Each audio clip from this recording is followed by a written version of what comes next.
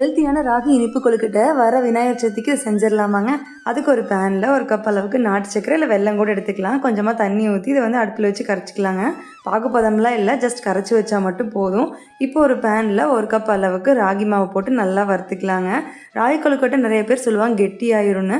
அப்படி ஆகாமல் இருக்கணும்னா கொஞ்சமாக வந்து அவலை வந்து மிக்சியில் பொடி பண்ணி வச்சுருக்கிறேன், அதை 2 ஸ்பூன் ஆட் பண்ணிக்கிறேங்க. இப்போ நல்லா சாஃப்டாக வரும். இப்போ இது கூடயே வந்து ஒரு அரை கப் அளவுக்கு துருவின தேங்காய், ஃப்ரெஷ்ஷாக துருவின தேங்காயை போட்டுக்கோங்க. இப்போ இது எல்லாத்தையும் நல்லா இப்படி மிக்ஸ் பண்ணி விட்டுக்கோங்க. கூட மிக்ஸ்டு நட்ஸ் கூட நீங்கள் ஆட் பண்ணிக்கலாங்க. நான் பாதாம் மட்டும் சாப் பண்ணி ஆட் பண்ணேன். இப்போ கொஞ்சமாக கலரி விட்டுட்டு ஆஃப் பண்ணி விட்டுறலாங்க. கொஞ்சம் சூடு ஆறுனதுக்கப்புறம் பார்த்தீங்கன்னா நம்ம வந்து தண்ணியில் வந்து இந்த நாட்டு சர்க்கரை கரைச்சி வச்சுருக்கோம் பார்த்தீங்களா, அதை வந்து ஃபில்ட்ரு பண்ணி ஆட் பண்ணிக்கோங்க. கொஞ்சம் கொஞ்சமாக அந்த தண்ணியை வந்து ஆட் பண்ணி இது போல் பிசைஞ்சு விடுங்க. மாவு பார்த்தீங்கன்னா சப்பாத்தி மாவு பதத்துக்கு வரணும், கொஞ்சம் சாஃப்டாக இருக்கணும். இது கூட 2 டேபிள் ஸ்பூன் அளவுக்கு நெய் விட்டிங்கன்னா நல்லா மணமாகவும் இருக்கும், சுவையாகவும் இருக்குங்க. இப்போ கையில் வந்து நெய் தடவிட்டு இது போல் பிடிச்சி எடுத்திங்கன்னா இதுதாங்க பிடி கொழுக்கட்டை. 15 மினிட்ஸ் வந்து நீங்கள் ஸ்டீமரில் வேக வச்சு எடுத்திங்கன்னா அருமையான இனிப்பு ராகி கொழுக்கட்டை ரெடிங்க. அடுத்த வாரம் விநாயகர் சதுர்த்தி வரப்போகுதுங்க. அதனால் என்ன கொழுக்கட்டை வந்து செய்யலாம்னு யோசிச்சுட்டு இருப்பீங்க. ஸோ இந்த வீக் ஃபுல்லாக வந்து கொழுக்கட்டை டிஃப்ரெண்ட்டாக செஞ்சு வீடியோ போடலான்னு இருக்கேன்.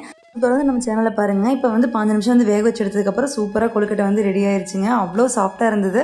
குழந்தைங்க ஸ்கூல் விட்டு வந்ததுக்கப்புறம் இதை ஈவினிங் ஸ்நாக்ஸ் செஞ்சு கொடுத்தீங்கன்னா ரொம்ப ஃபில்லிங்காக இருக்கும், ரொம்ப ஹெல்த்தியான ரெசிபிங்க.